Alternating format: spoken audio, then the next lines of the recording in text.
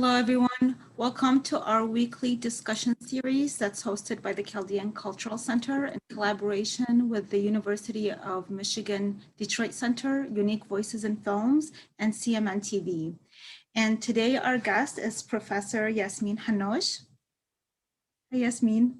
Hello, Yam. So I've known Yasmeen for a very long time. She has been, when I met you, you were writing and you were studying. And you were living in Michigan. So Yasmeen was born in Baghdad. Is that correct?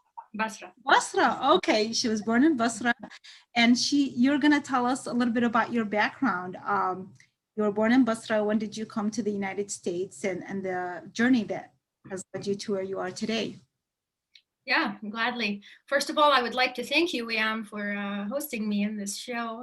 I'm delighted to be here and to connect with folks in Michigan and elsewhere. It was my first encounter with the US, moving there in 1995. I was born in the port city of Basra in southern Iraq, and 2 years before the Iraq-Iran war started. And as you know, anybody who's lived through that war, you know that the bombing turned into to targeting the urban centers in the south. So our town was bombed and our house was eventually bombed during that long 8-year long war. And eventually I moved to Baghdad. So maybe that's why you think I'm from Baghdad. Yes, I think we talked about it before, yes. Yes, probably. And my time in Iraq was split between those two cities, first Basra for the first 8 years of my life, and then Baghdad. And then shortly after the second Gulf War, 1991, things continued to deteriorate economically and safety-wise, and we moved to the suburbs of Detroit in 1995 during the embargo years, and that's where my journey began in this country. And one of the things that I was struck by when I arrived at the age of 17 to Detroit is how different the Chaldean community was in terms of conceptualizing its identity compared to the Chaldeans that I knew in Iraq. So that became a point of interest for me. I wanted to understand how those shifts in identification were happening, what mechanisms were there at play to change the community's conception of itself. So I could talk about this more unless you want to ask me another question. Yeah, well, yes, because you did end up writing a book that I know. So the book is called The Chaldeans, and a lot of the people that I do interview, and it's available on Amazon, people can get it. It's The Chaldeans, Politics and Identity in Iraq and the American Diaspora. So from reading this book, I saw that you started this project early on. And I know from before, from the way you would interview people, you interviewed me, you interviewed Dinya, and there was that interest to understand their identity and see their viewpoint. So what led you, maybe if you, share what led you to writing this book, or the experience, and now you just mentioned part of it, but the experience that led you to spend this is like 15-year project. Yes, at least, yes. Yeah. Only 15 years, but I think it started in my mind and heart long before that. Mm-hmm. So again, it was, let's go back to that first encounter with the Chaldean community in Metro Detroit. One of the first things that struck me was how public this identity has become. Growing up in Iraq in a Chaldean family, our Chaldean identity was mostly confined to the context of the church. You know, we knew that we belonged to a denomination that was Catholic and Chaldean, and the term was used in reference to liturgy, to rites, to our religious practices. So it was a strictly religious identity. Whereas when I moved here, I noticed that people are referring to themselves as Chaldeans as an ethnic identity. Now, this ethnic identity, we have to keep in mind, oftentimes we don't know, it's a very recent development. The whole idea of ethnicity is relatively recent. It's about 100 years old. And so Chaldeanness in Iraq was a religious identity, and most people identified ethnically as Arab, when the label Arab was more positive or did not carry all those negative connotations that it came to carry after 9/11, after a series of events that politicized Islam and made it something undesirable throughout the world, yeah, not just in Detroit, but those events enforce the idea that Chaldeanness is something that is more than religious. It's an ethnic identity, it's an intrinsic identity, and along with that came a certain packaging of that label in the West, in America, for outsiders. Yeah. So in Iraq, usually Chaldeans identified as, for outsiders, they identified as Iraqi Christians or Arab Christians. And the term Chaldean was seldom used outside of the religious church context. Whereas in the US, what I found out was that it was coming to replace the identity of Arab. The same group of people, as they immigrated to the West, they wanted to shed their Arabness and embrace their Chaldeanness. Now, this is not a question of right and wrong. I often get asked, like, is it right? Is it wrong to say that we are ethnically Chaldean? What's wrong with that? That's not the point of my inquiry or my book. There's no right and wrong in identification, but identification is a process. So that's the main thing I would like to shed light on in my research, that it's a process, it's a fluid process, it's flexible, it changes over time. It doesn't stay still, and it serves real, practical, and strategic purposes. You know, when you're being persecuted, that's what I was going to say, though. Isn't part of the reason is that, you know, they kind of awoke to the possibility that they can shed light on their ethnicity, or even if it's on a religious level, but that they can look deeper into that, because it's not something that we, you know, in the Arab world or in Iraq, I know that we don't study any history past 1400 years ago. And so isn't part of them, when they are coming to a country, that they can look deeper into their identity, they are kind of discovering it as well? Absolutely, absolutely. It is an opportunity. There's freedom of expression that allows people to embrace whichever side of their identity they wish to focus on. And for this group of Iraqi Christians that have been historically persecuted over so many decades, it made total sense to focus on their differences, the fact that they're indigenous to Mesopotamia, the fact that their history predates the Islamic Empire in the region, and all those values. But the interesting part is that it wasn't always like that. Now, when we think about history in the present, we're not really looking at all of history. Oftentimes we're not objective. We are looking at history selectively. And what I found fascinating is how the Chaldean community in modern times skipped over so many centuries to go back to pre-Christian times to claim a very old identity, namely the ancient Chaldean identity. And that selection was had its own political agenda, had its own justification that I would love to get into during this interview. It's not the only possible identity that we could have reached back to. Yeah, we have a long Christian history dating all the way from the beginning of the Church of the East that started around 403 and 31 in the modern era. But we don't really talk about that long, fascinating Christian history as much as we do about our pre-Christian Chaldean identity. So why? I pose the question of why in my book. Well, that's true, and that's why I ended up emailing you a lot of questions, because I like, it's very intriguing that you do bring these questions to service. We've been debating this, not me and you, but the communities keep debating the names, and I really like that's very your book is very thorough in its research, and anybody that's interested, what it does is like you get us to ask questions. Like in my case, I sent you so many questions, and the reason is because I'm really curious, and I know that it's not enough in half an hour, but one of the things that came to mind, there was a part where you said that, you know, you questioned whether, or people questioned whether who came first, the Nestorians or the Chaldeans, which title came first.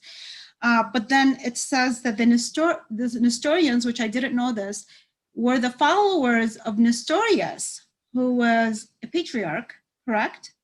Yes, the Patriarch of Constantinople before this.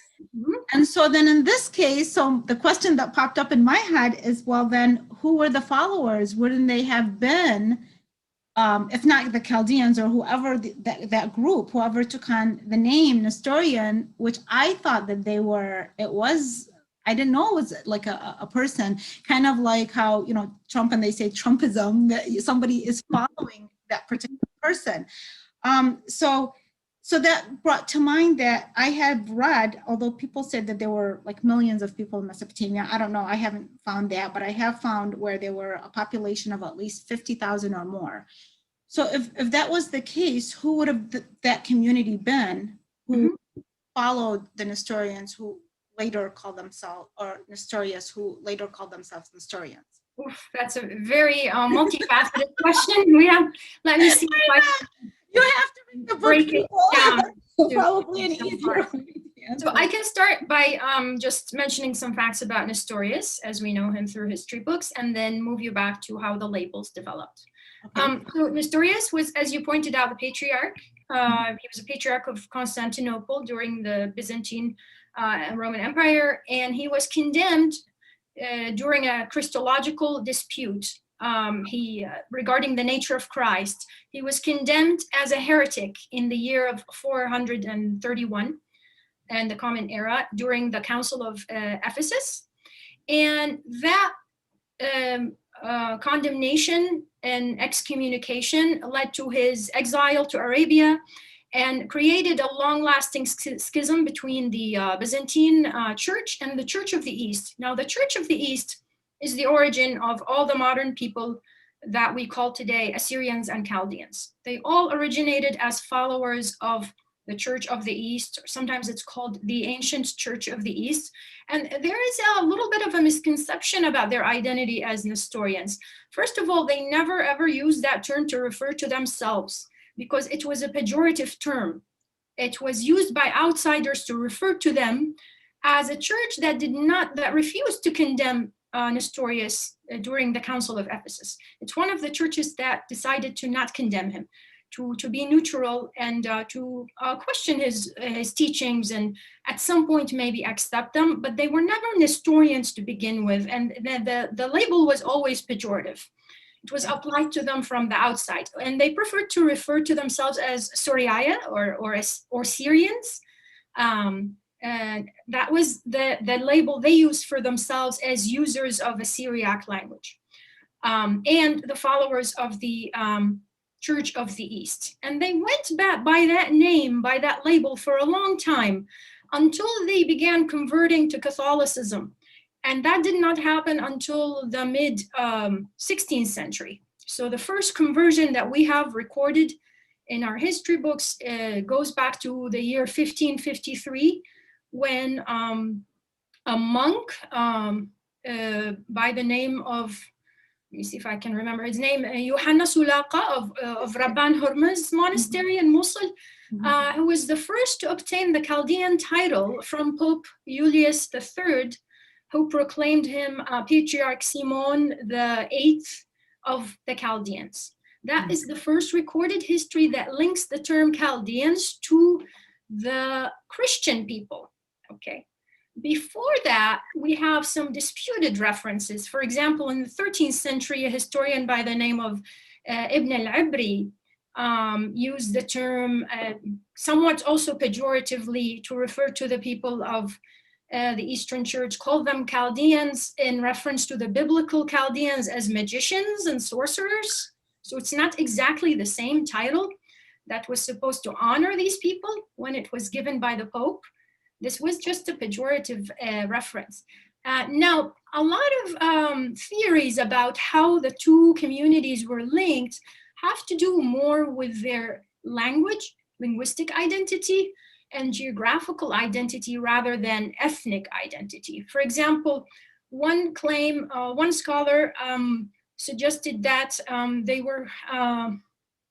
that the Pope in Rome chose to bestow this term, the Chaldean, on the followers of the Church of the East because they occupied the same location in Mesopotamia as the ancient Chaldean Empire.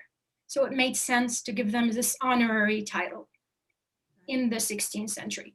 Another argument said well, they speak Neo-Aramaic, which is a language that evolved from the Aramaic that was spoken during the Chaldean Empire, during the time of the Chaldean Empire. So it made sense to link them historically to those people.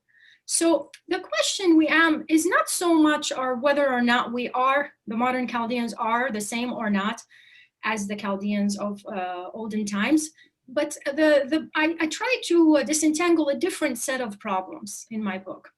One of them, which is a big one for our community and for the Assyrian community, it's a question that pops up in social media a lot. Are we the same people or are we not? Now, this question, if you look back at actual historical records, is really easy to answer, because for over 12 centuries, from the year of the creation of the Church of the East, all the way to the Catholic conversions that gave us the Chaldean title, for those 12 centuries, we were all the same people in the same church, the Church of the East. Now, if you overlook those 12 centuries and go back to pre-Christian history, then you create a historical fallacy, because you're trying to trace the modern Assyrians to the ancient Assyrians and the modern Chaldeans. But why? Chaldeans. But then the question would be, why would it be a fallacy then? Then even when the Pope, if he designated that name, could there have been some kind of historical element to it? Because we had both read, and it's in your book as well, you reference the Chaldean book of Genesis. You reference that book, but some of the things that I had read in that book is just different. And I brought it to your attention that it was written by George Smith, and he's an Assyrian archaeologist, and he was British, and he went to Nineveh, and then he found in their library all these the cuneiforms, and there was so many tablets showing that the Assyrians had taken on stories from Chaldeans. He mentions Chaldeans and Babylonians, and then they changed these stories, which when I read that, it wasn't such a surprise, because that was normally what would happen from one empire to the next. The Assyrians and then the Akkadians come along, and then each one tries, the victor is the one with the story. So I wasn't as surprised by that. And unfortunately, sometimes it feels like that pattern still to this day kind of continues. But and then I also had read that there was still tens and tens of thousands of cuneiforms that still need to be translated and everything. So could there be some historical aspect that is still tied to all of this? And I mean, of course, we would not be able to prove that this is 100% or this is 1%. We don't know. But could these purposes have been more historical if, than just a religious or a prestigious purpose or political purpose? I'm sorry. Mm-hmm. So this is an excellent question, Liam. I think everybody in our modern Chaldean and Assyrian communities has asked that question at some point, especially with such intensive representation of us as the descendants of these ancient empires. Now, here is the answer that I found out through my research. There's absolutely a connection, because we have no proof that we are not the descendants of the ancient Chaldeans and Assyrians. And that is attested through the continuous population of the region of Mesopotamia since the fall of these empires, and the continuous use of the Aramaic language. Now, but here is the catch. Here's the problem that I try to disentangle. I do not dispute that we are the descendants of these ancients, but here are the two issues that we don't deal with, which makes our representation selective in kind of odd ways. The region was populated by a lot of different groups during the Assyrian Empire, which fell in the year 612 BCE, and during the Chaldean dynasty, which was the last dynasty of the Babylonian Empire, which fell in the year 539 BCE. Now, if you look at this history, there's the Church of the East did not come into being until 8 centuries later, okay? 8 centuries later, 4th century CE. So what happened during this 8th century gap? You had all these people, all these different tribes who mixed and mingled in Mesopotamia, spoke Aramaic and varieties of Syriac and other languages, and eventually a segment of them converted to Christianity, became the ancient church of the East. What about the rest of those people? They're also descendants of the Assyrian and the Chaldean Empire. So all the people who were in the region, not only the Christian converts, can claim descent from the Chaldean and the Assyrian Empire. So what does it mean for us to claim exclusive descent? And isn't it misleading to say that, well, the modern Assyrians are descendants of the ancient Assyrians and the modern Chaldeans are descendants of the ancient Chaldeans? Because those labels were not revived until much, much later, until 12 centuries later. So the real answer, if we want to be honest, is that all of those Mesopotamians, all of the descendants of the Mesopotamian people of pre-Christian times can claim descent from the Chaldean and the Assyrian empires. Does that make sense? It does. I do see what you're saying, because I think it's like the communities are caught up about like who's first, who did this, who's the original. And I think I understand what you're saying is in this book, you're trying to help us to inform through so much research really that you did in the history, that I think we've maybe gotten lost in the purpose of why we're trying to obtain this identity, not so much as maybe the Native Americans wanting to reconnect and really honor their ancestry, but as you said, it's kind of a more for political gains, including, and not taking the time to look at something like you brought up the word Assyrian, that there's a, and I had heard about this before, but I had never seen it referenced, where you mentioned that, sorry, I have to look it through. It's page 33. Yes, it is. Yes, it says the earliest appearance of the Assyrian appellation took place in the late 19th century through the intervention of the Church of England and the American Presbyterian Mission in Urmia. Is that correct? Yes, Urmia. Mm-hmm. Yeah. So I had heard, but I had never seen it referenced, and you referenced this quite a bit. And then I found that interesting. And if anybody who is interested to learn more, there's like a lot of details. This is what I like about this book, and I still have to go through a lot of it. But can you share a little bit of that? Because I have heard more about the Chaldean part, and they're not being, connected in the way that you're saying, but I haven't heard so much about the Assyrian part. Yes, gladly. So for those who will purchase the book, this is all on page 33. And I should mention that I'm not an Assyriologist. So all my discussion is based on scholarship that has been diligently done by Assyriologists and archaeologists who studied their sources, their primary sources, in ways that I didn't. I'm not even a reader of Syriac. So these are not my arguments. These are arguments that have been made by other authoritative scholars before me. For example, the scholar Wolfhard Henrich claims that there was the hypothesis of how the term Assyrian came to be associated with the modern Assyrians, who were followers of the Church of the East, who did not convert to Catholicism and therefore did not earn the title Chaldean. They continued to be followers of the Church of the East, or pejoratively called Nestorians. They did not start thinking of themselves as Assyrians and link their identity to the ancient Assyrians until the 19th century, as you just said, Wiam. And one theory about why they thought they were connected language-wise is this hypothesis of the transition from Syrian. They used to call themselves Syrian, or in their language, Syriaya, to Assyrian. Now, Assyrian or Syriaya was the most common self-designation for centuries, and yet it's degraded to a form known today as Suraya.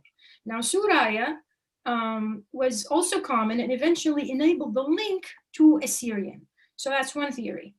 The other one, so that's the theory, it's called of the lost A, the last Alif, Alif letter, the letter Alif in the Syriac and the Arabic alphabet, the first letter. The idea was that it dropped, it was lost, and then it was reclaimed, it was restored. The other theory has to do with the name Assyrian coming from the Greek language, which converted Atur Assyria in Aramaic to Ashur. Yeah, and that in turn became Sur and eventually Syria. So the idea is that Atur or Athur was the Aramaic form of Assyria, and it was used in the Middle Ages and referenced the area that surrounded the Nineveh, the Assyrian capital of Nineveh. So the term Asuri, or eventually Athuri or Ashuri, all came to reference Assyrians or Syrians. So there's a lot of conflation of terms, and in the Syriac language, we know these terms today as Asuraya or Athuraya. And they're used in Arabic as well in Iraq to reference the people. And interestingly, there is a distinction between who we call in Arabic Athuris, who are the modern Assyrians, and they are usually in Arabic culture completely distanced from the ancient Assyrians, whom we call in Arabic Ashuris. So there's Ashuriyin and Athuriyin. And the link is not made between the two in the Arabic culture. And I don't know if that's intentional or not, but I know the politics behind it in the 1980s when the Ba'ath Party tried to claim descent from the Assyrian Empire themselves. What they wanted to do is to distance this Christian community from its exclusive claim to the ancients and claim that all Iraqis were descendants from the Assyrians, including Saddam Hussein himself, and that the modern Ashuris were different people than the ancient Ashuris, from which all Iraqis descended, were different from the modern Athuris, who were refugees and newcomers to Iraq, who only entered the region after the genocide in World War I in 1915 as refugees, and they were housed in the refugee camps near Habbaniya and elsewhere in Iraq. So they were conceptually separated deliberately in state propaganda. And perhaps as a relation to that, we have the strong claim that the modern Assyrians have today to their ancient identity, because they are forcefully separated, divorced from it through political regimes. Yes, and you know, because their experience of genocide and things, and even recently what has even happened, I found that even now with what happened in 2014, there was an additional, like a stronger kind of attempt for revival. The unfortunate part a little bit is kind of what's happening between the Chaldeans and the Assyrians, and that label and the name that's creating more tension, and with other groups. But so I see what you mean with regards to identity and everybody thinking, or there's a separateness and maybe using it for political advantages. But given the amount of work that you've put into this and the years and the research and the interviews and everything else, what message, what healing message would you give to the community that they can take away from this?